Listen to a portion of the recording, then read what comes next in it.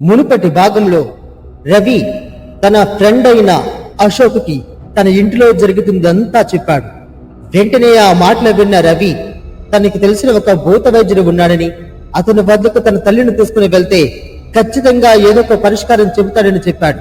అంతే, వెంటనే ఆ మరుసటి రోజు అశోక్ రవి ఇద్దరూ కలిసి ఒక భూత వైద్యుడిని కలిశారు. వాళ్ళ ఇద్దరిని చూసిన ఆ భూత వైద్యుడు ఇలా అంటూ ఉన్నాడు, మీరు వచ్చిన పనేంటో చెప్పండి. వద్దు వద్దు, మీరు అలా కూర్చోండి అని చెప్పి అతను కళ్ళు మూసుకొని వాళ్ళ సమస్య ఏంటో తెలుసుకున్నాడు. వెంటనే వాళ్ళ ఇద్దరితో ఈ మాంత్రికుడు ఇలా అంటూ ఉన్నాడు, పెద్ద సమస్య మీ ఇంటిలో ఉంది. నేను అనుకున్నది నిజమే అయితే ఖచ్చితంగా మీ సమస్యకు పరిష్కారం నేను జరిగిస్తాను. మీరు ఇప్పుడు ఇక్కడి నుంచి వెళ్ళి రేపు ఉదయం మీ అమ్మగారిని తీసుకొని ఇదే సమయానికి ఇక్కడికి రండి. ఖచ్చితంగా మీకు ఉన్న సమస్యని నేను నిర్బంధిస్తాను, వెళ్ళండి అని ఆ భూత వైద్యుడు అశోక్ రవి ఇద్దరితో చెప్పాడు. ఆ మాటలు విన్న వాళ్ళు ఇద్దరు సరే అని చెప్పి నేరుగా అక్కడి నుంచి తమ ఇంటికి వచ్చేశారు. ఇలా ఉదయమైంది.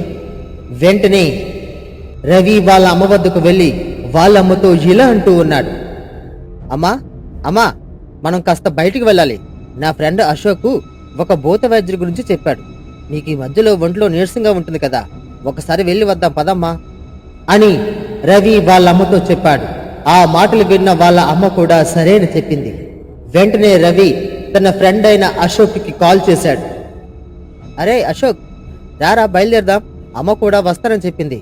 ఇక మనం ఆ భూత వైద్యుని కలడమే మనం త్వరగా రా అని రవి చెప్పగా అశోక్ ఇలా అంటూ ఉన్నాడు, ఒరే రవి, నాకు ఈరోజు వేరే పని ఉందిరా, నువ్వు అతని దగ్గరికి వెళ్ళు. తరువాత ఏముందో నాకు కాల్ చేసి చెప్పు, సరేనా?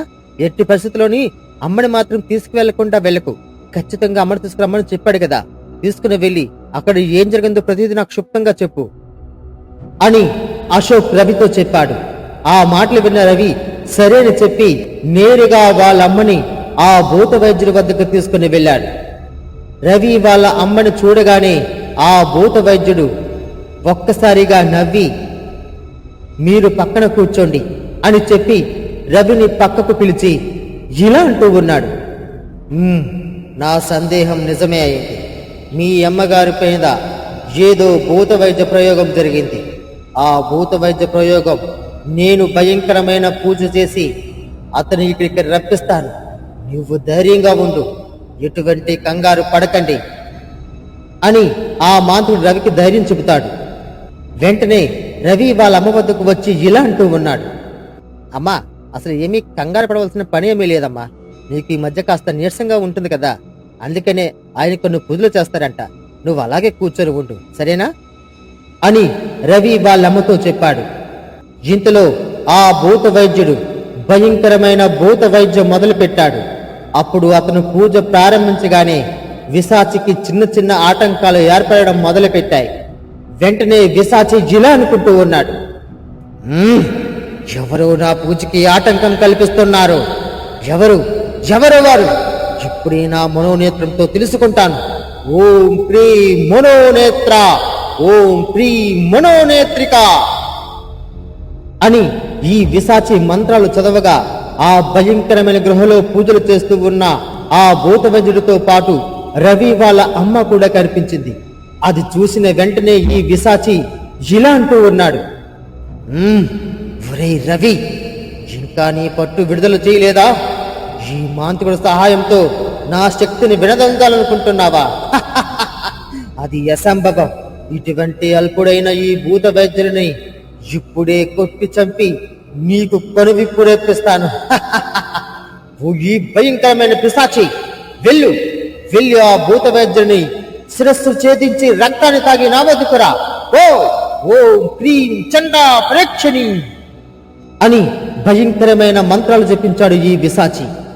భూత వైద్యుడు కూడా తన శక్తులతో ఆ భూతాన్ని అడ్డుకోవడానికి ఎంతో ప్రయత్నం చేశాడు. కానీ అది అతని వల్ల కావడం లేదు. భూతవజ్రుడు మరికాస్త తన శక్తిని మొత్తాన్ని ప్రయోగించి కొన్ని శక్తుల్ని ఆ భూతం మీదకు ప్రవేశపెట్టాడు. కానీ ఆ భూతం చాలా శక్తివంతమైనది కావడం వల్ల ఆ భూత విజ్ఞాలు అన్నీ తనపై ఎటువంటి ప్రభావం చూపించలేదు. వెంటనే ఇక రెచ్చిపోయిన ఆ భూతం ఒక్కసారిగా ఆ భూత వైద్యుడు మెరకొరికింది. దాంతో ఆ భూత వైద్యుడు రక్తం కక్కుని అక్కడికక్కడే చనిపోయాడు. దాంతో అది ఎంతా చూసిన ఈ రవితో పాటు వాళ్ళమ్మ కూడా అక్కడే ఆశ్చర్యంగా ఉండిపోయారు. వెంటనే రవి తన అమ్మని నిదానంగా బయటకు తీసుకుని వచ్చేశాడు. వెంటనే అశోక్కి కాల్ చేశాడు రవి. ఒరే అశోక్, పెద్ద ఘోరమే జరిగిపోయిందిరా, ఆ మాంత్రికుడు చనిపోయాడ్రా అని ఈ రవి అశోక్తో చెప్పగా అశోక్ ఇలా అంటూ ఉన్నాడు. ఏం మాట్లాడుతున్నావు? మాంత్రికుడు చనిపోవడం ఏంట్రా అని అశోక్ చెప్పగా రవి వెంటనే, అవునరా, నిజంగానే చనిపోయాడు. నా కళ్ళ ముందే నేను కళ్ళారా చూశాన్రా. రక్తం కొక్కుని అతి కిరాతకంగా చనిపోయాడురా. ఒరే ఒక్కసారి రారా అని రవి అశోక్తో చెప్పాడు. అశోక్ వెంటనే, రవి, నాకు అసలు ఏమీ అర్థం కావట్లేదురా. అసలు ఏం జరిగిందో నాకు నిదానంగా చెప్పు, నాకు అసలు ఏమీ అర్థం కావట్లేదు అని అశోక్ చెప్పగా రవి ఇలా అంటూ ఉన్నాడు. అరే అశోక్, ఆ మాంత్రికుడు చెప్పినట్లుగానే నేను అమ్మని అతని వద్దకు తీసుకుని వెళ్ళానురా. అమ్మని కూర్చోబెట్టి అక్కడ ఏదో భయంకరమైన పూజను కూడా చేశాడు. ఆ పూజ చేసినప్పుడు ఉన్నట్టుండి అమ్మ ఒక్కసారిగా అక్కడ స్పృహ తప్పి పడిపోయింది. ఆ తరువాత ఒక నల్లని ఆకారం వచ్చి అతని మెడను గట్టిగా కొరికింది. దాంతో అతను రక్తం కొక్కుని అక్కడికక్కడే చనిపోయాడురా. అయితే ఆ నల్లని ఆకారాన్ని నేను చూసి భయపడ్డాను. నేను ఒక్కనే చూశాను. అయితే ఇప్పుడు నేను పోలీస్ స్టేషన్కి వెళ్ళి ఇదంతా చెబితే వాళ్ళు నన్ను నమ్మరు కదరా. నాకిదంతా చూస్తే ఏదోలా ఉందిరా. నాకేం అర్థం కావట్లేదురా అశోక్, నువ్వు ఏదైనా చెప్పరా ప్లీజ్ రా అని రవి అశోక్తో చెప్పాడు. ఆ మాటలు విన్న అశోక్ ఒక్కసారిగా తను ఆలోచించి ఇలా అంటూ ఉన్నాడు. అరే రవి, సరే సరే, నువ్వేమీ కంగారు పడకురా. నేను నాకు తెలిసిన ఒక సిఐతో మాట్లాడి జరిగిన విషయం అంతా చెబుతాను. ఒకవేళ అతను నిన్ను రమ్మంటే మనిద్దరం కలిసి మాట్లాడదాం, అతనితో మాట్లాడుకుందాం, ఓకేనా అని అశోక్ రవితో చెప్పాడు. ఆ మాటలు విన్న రవి ఇలా అంటూ ఉన్నాడు. సరేరా అశోక్, సరే, తప్పకుండా నువ్వు చెప్పినట్లుగానే చేద్దాం. ముందు నువ్వు ఆయనతో మాట్లాడి ఆయన ఏం చెప్పారో నాకు చెప్పు, సరేనా అని రవి అశోక్తో చెప్పాడు. సరే సరేరా, నువ్వు కంగారు పడకు, అతను నేనంతా చూసుకుంటాలే, ఓకేనా అని అశోక్ రవితో చెప్పాడు. రవి ఓకే అని చెప్పాడు. అశోక్ చెప్పిన విధంగానే తనకు తెలిసిన ఒక సిఐకి కాల్ చేసి జరిగిందంతా చెబుతాడు. దాంతో సిఐ, ఒక్కసారి మీ ఫ్రెండ్ రవిని తీసుకుని నా ఆఫీస్కి వచ్చి కలవండి అని చెప్పాడు. వెంటనే రవి అశోక్కి కాల్ చేసి సిఐని కలుస్తారు.